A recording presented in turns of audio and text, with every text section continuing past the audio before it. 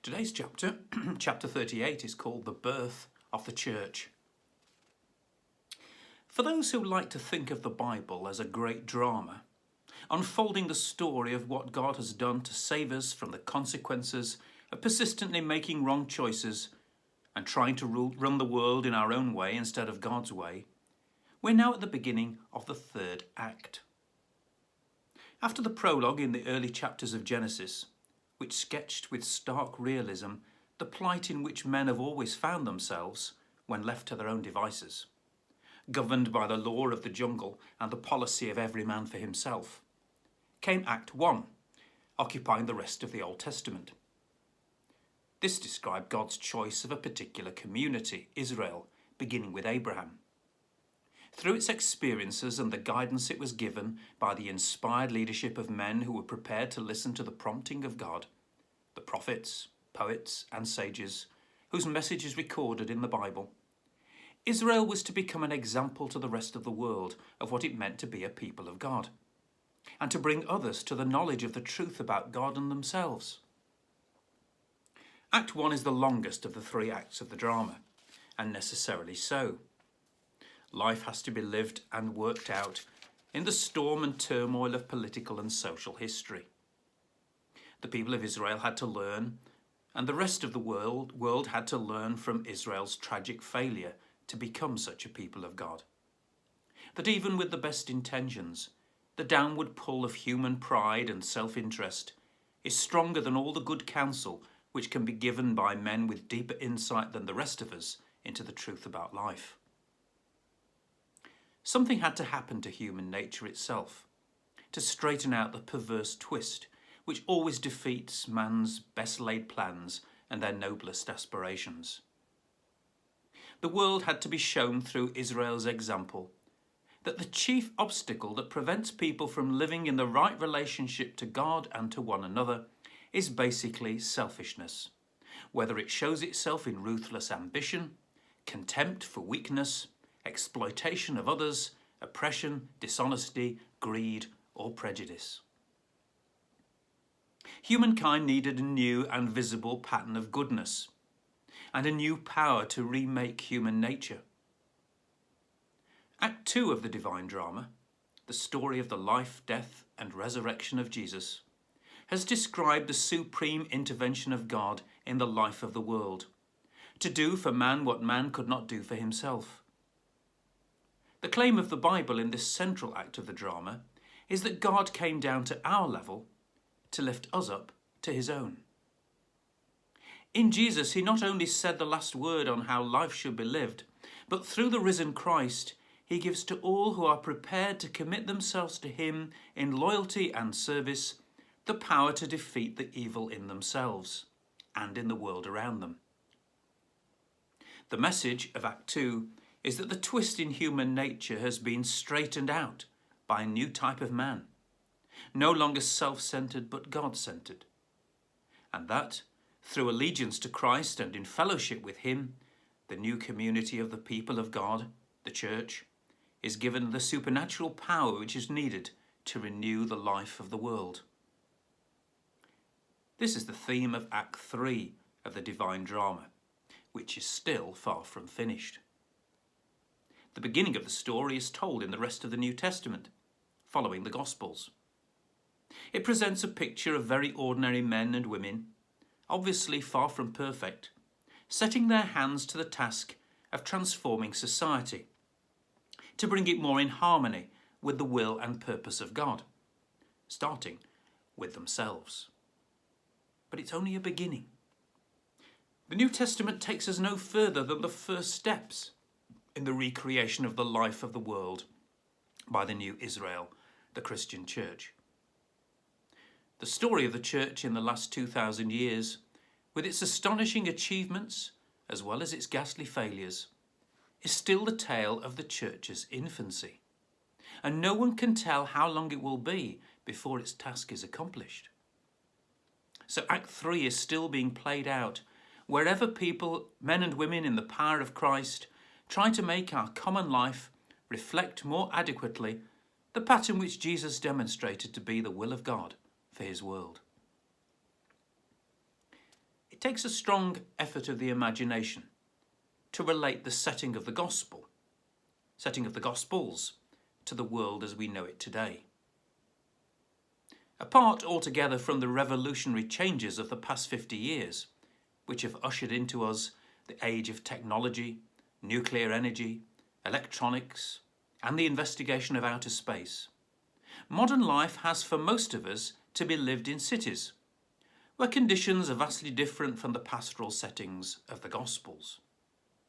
Hills and lakes, country roads, farms and villages are associated in our minds with holidays rather than with the way we have to earn our living and the place where we spend most of our time. Admittedly, townsmen and countrymen alike have the same basic problems when it comes down to brass tacks: building a home, rearing a family, coping with the cost of living, facing old age and the prospect of death. But life as it was lived by Galilean peasants and fishermen is not the life that most of us know. On the other hand, when we pass from the Gospels to the rest of the New Testament, we're in a world that is essentially familiar, where life is not governed by ecclesiastical law, but by secular law. A world of great cities, international trade, commercial enterprise, competing philosophies and religions, class structure, racial problems, higher education, and professional sport. There is a further contrast between the final picture that the Gospels leave in our minds and the background of the rest of the New Testament. The Gospels end with the transformation of the despair of the followers of Jesus after the crucifixion into the new hope that was awakened on Easter Day, as with growing conviction one after another came to believe that their Master was not dead but gloriously alive and present with them wherever they might be. But the scene is still set on the same tiny stage on which the events of Jesus' life and death had been enacted. And the players are still the small circle of Jesus' closest disciples and their associates. The rest of the New Testament is, however, played out on a stage which reaches to the boundaries of the civilized world. The little group has developed into a worldwide mission, thrusting spearheads into the four corners of the empire. Christian communities are to be found in Italy, Greece, and Asia Minor.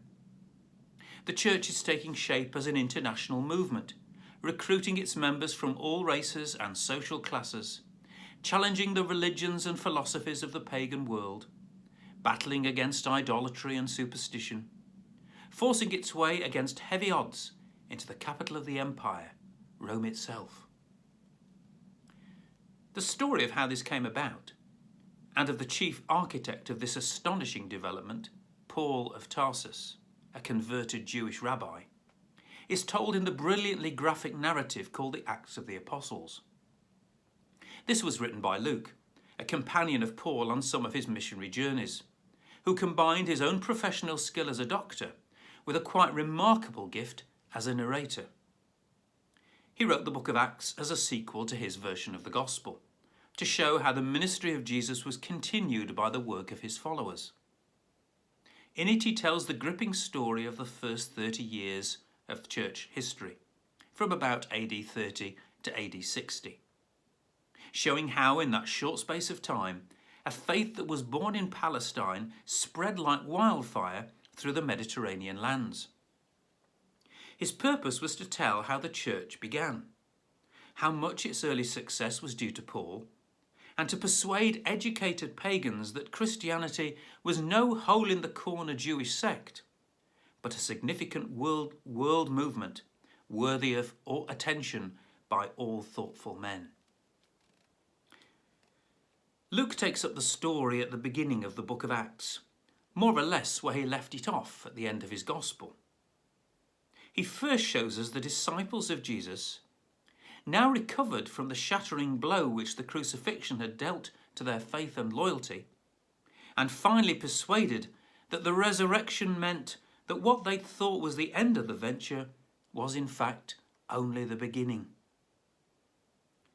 Much that Jesus had said about the necessity of his death and his hope of what lay beyond it which they'd not understood at the time, now became clear.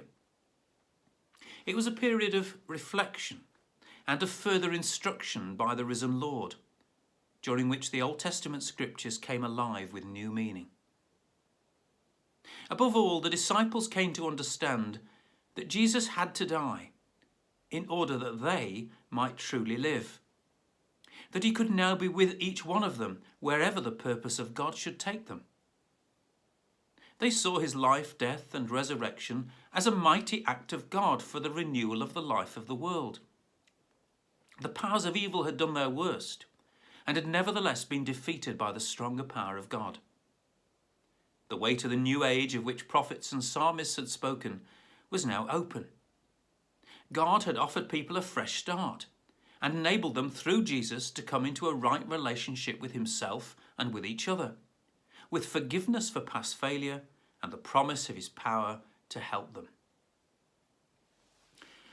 When the risen Christ was satisfied that his closest followers were convinced of the truth of the resurrection and of his continuing presence with them, his appearances to his disciples ceased.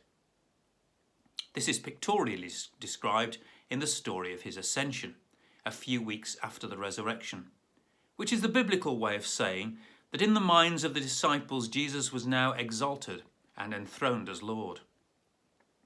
So as they await the gift of the Holy Spirit which Christ has promised them, his disciples meet for prayer in Jerusalem, in the upper room which had been the scene of the Last Supper.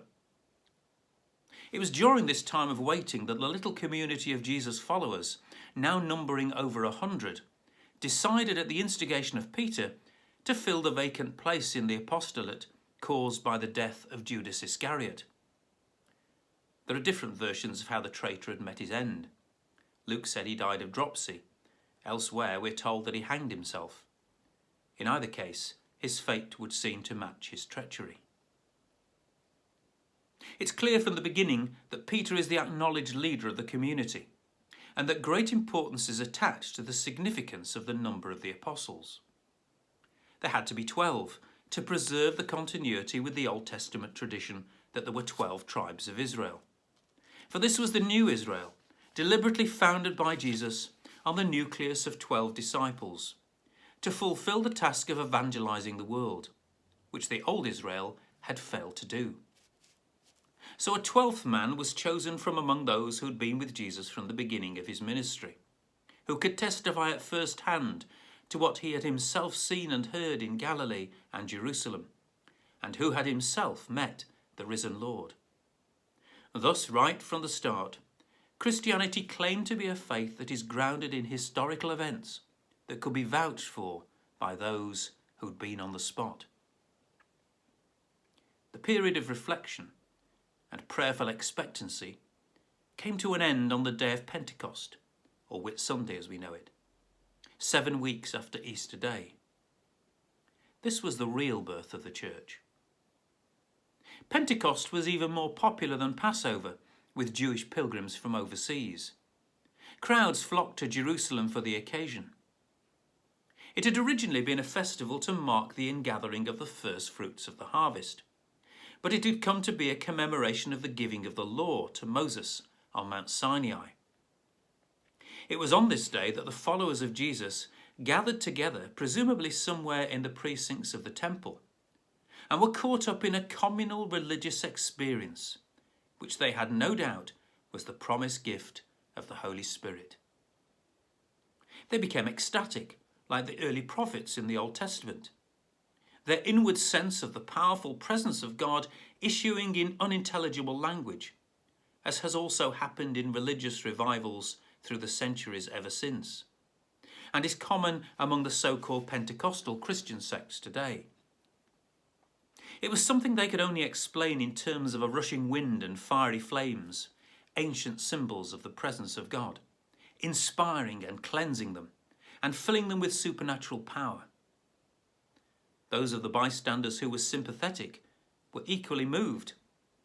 Those who were sceptical concluded that the apostles were drunk. In telling the story, Luke sees in this experience of the apostles a variety of meanings.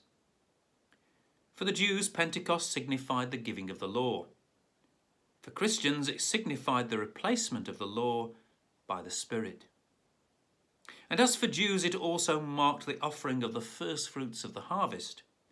So for Christians, it signalized the first fruits of the Spirit.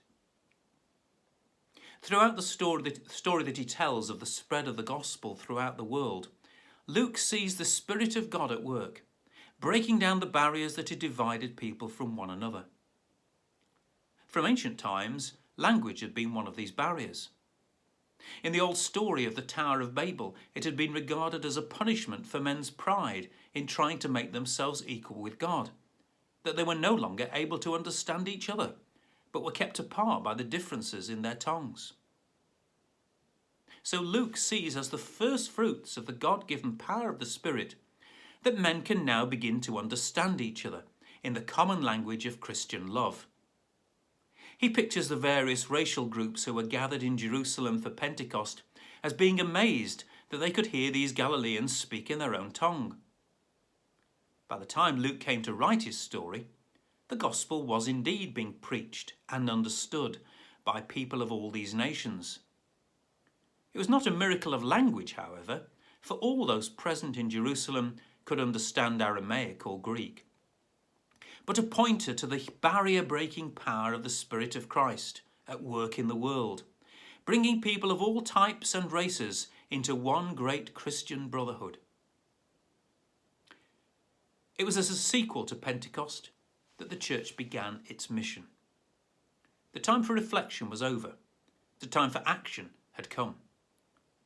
The 12 and their associates went out into the streets of Jerusalem to proclaim the gospel, inviting people to turn their backs on their old lives and to be baptized into the fellowship of the followers of Jesus, acknowledging him as Christ and Lord, and sharing in this new power of his Spirit. A new chapter in the story of the people of God had begun.